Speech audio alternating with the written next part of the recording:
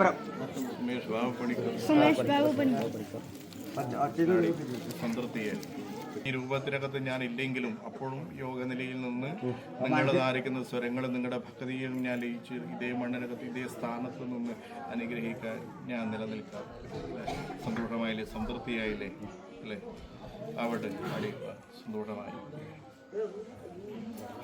പാരമ്പര്യങ്ങൾ കടന്നു പിടിച്ചിരിക്കുന്നതായിരിക്കുന്ന മണ്ണിനകത്ത് നിന്ന് ഇങ്ങനെ ഒരു ധന്യമായിരിക്കുന്ന കർമ്മം സ്വീകരിച്ചുകൊണ്ട് ഭവനത്തിനകത്തേക്ക് കൈയെടുത്തു പോരുന്നതായിരിക്കുന്ന കാലത്തിനകത്ത് ലളിതമായിരിക്കുന്ന ഒരു വാചകം പറയാം അല്ലേ? ഇത് ഒരു ആലങ്കാരികത്വമായിരിക്കുന്ന ഒരു പട്ടമല്ല. ഇനി നാളേക്ക് ഉത്തരവാദിത്വമുള്ളതായിരിക്കുന്ന ഒരു കർമ്മം. അങ്ങനെ കാണണം. ചെറു മനുഷ്യരായിരിക്കുന്ന കുഞ്ഞുമക്കളോട് പറയാനുള്ളത് അങ്ങനെയേ ഉള്ളൂ. ആലങ്കാരികത്വമായിരിക്കുന്ന ഒരു പട്ടമായിട്ട് കാണരുത്.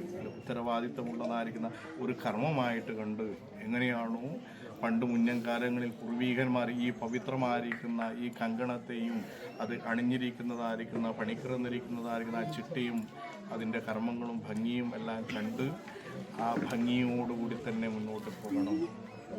അതിനൊരു കുറവടിയും വന്നു പോകരുത് അല്ലെ? വലുതന്നിരിക്കുന്നതായ വലിപ്പങ്ങളൊന്നുമല്ല ഇതിനകത്ത്. ഇത് തന്നതുകൊണ്ട് എല്ലാം തികഞ്ഞു വന്നിരിക്കുന്നതായ അനുഭവങ്ങളിൽ അങ്ങനെയുണ്ടോ പണിക്കറേ? ഇല്ലല്ലോ. പിന്നെ വലയ അങ്ങനെയൊന്നും ഇല്ലല്ലോ അല്ലെ? ഒരു ഉത്തരവാദിത്വം. ആ ഉത്തരവാദിത്വം ഭംഗിയായിട്ട് ചെയ്യുവാനുള്ളതായിരിക്കുന്ന ഒരു നിയോഗം ഇന്ന് എൻ്റെ സന്തതിയിലുണ്ടായി. അതിൻ്റെ പവിത്രത കാത്തു സൂക്ഷിക്കണം, അതിൻ്റെ ഭംഗി കാത്തു സൂക്ഷിക്കണം, അതിൻ്റെ കർമ്മവും കാത്തു സൂക്ഷിക്കണം. എല്ലാം അറിഞ്ഞും എല്ലാവരുടെയും സ്വരം കേട്ട് അവരുടെ ആദരവും അല്ലെ അവരുടെ അനുഗ്രഹങ്ങളും വാങ്ങി അല്ലെ ഇതിനകത്ത് അവർ പറയുന്നതായിരിക്കുന്ന ആ വഴികളിലൂടെ ധന്യമായ ഇതുവരെയും അങ്ങനെയേ നടന്നിട്ടുള്ളൂ അല്ലെ? ഇതുവരെയും അങ്ങനെയേ നടന്നിട്ടുള്ളൂ.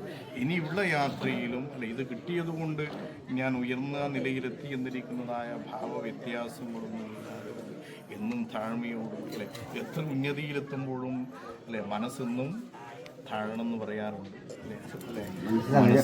മനസ്സ് ഭൂമിദേവിയോളം അല്ലെ താഴ്ന്നുകൊണ്ട് മുന്നോട്ട് പോയാൽ അവിടെ നീ അറിയാതെ കണ്ട് സജ്ജനങ്ങൾ നിനക്ക് തരുന്നതായിരിക്കും ഒരു യശസ്സും കീർത്തിയും അല്ലെ? അത് അവരിൽ നിന്ന് കിട്ടണം അല്ലെ? അതിനൊരു യോഗ്യത എൻ്റെ കല്ലാടിക്കുണ്ട്. നന്നായി വരട്ടെ. രക്ഷിക്കുക.